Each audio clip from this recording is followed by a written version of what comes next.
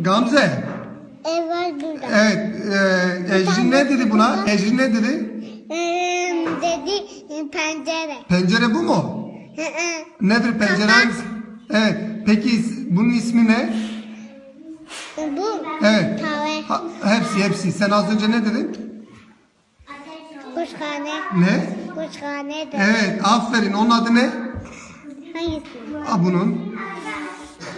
Kuşhane. Kuşhane değil. Onun adı tencere. Tamam mı? Evet. Bir daha söyle bakayım. Onun adı ne dedin? Tencere. Az önce ne dedin?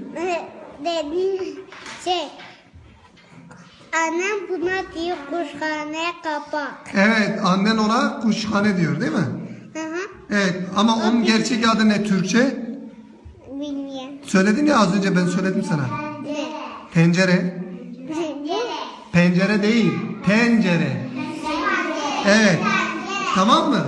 Bu kapak da olabilir. Evet o kapak zaten bu. Tencerenin kapağı. Hı hı. Tamam mı?